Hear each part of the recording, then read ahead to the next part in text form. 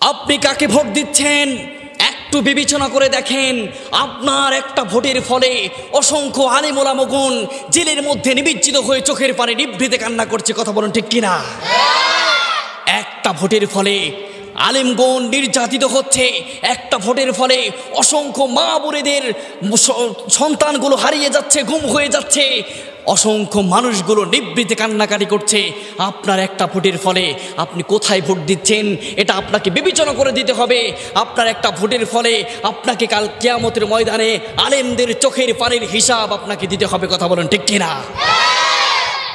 এই জন্য হুঁশিয়ার হয়ে যেতে হবে, আমাদেরকে এখন থেকেই হুঁশিয়ার হয়ে যেতে হবে।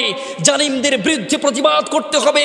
প্রত্যেকটা অলিতে গলিতে, প্রত্যেকটা ঘরে এক একটা করে দুর্গ গড়ে তুলতে হবে। অন্যায়ের বিরুদ্ধে প্রতিবাদ করতে হবে, কথা বলেন ঠিক কিনা? আজকে অনেক জুলুম করেছেন, 14টা বছর আলেমদেরকে কারার মধ্যে নিমজ্জিত করে রেখেছেন। আলেমদের চোখের পানি, মজলুমের চোখের পানি আল্লাহ কখনো সহ্য করতে পারে না। আলেমদের চোখের পানি নিভৃতে কান্না করছে। আমি দেখতে পাচ্ছি আগামীর বাংলাদেশ আলেমদের জন্য, আগামীর বাংলাদেশ ইসলামের বাংলাদেশ হবে, কথা বলেন ঠিক কিনা?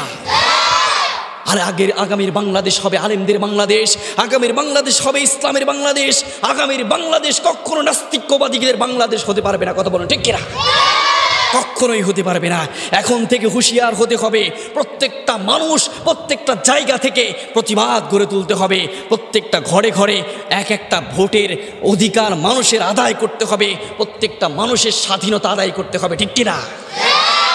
অনেক হয়েছে, অনেক হয়েছে, এবার থামেন।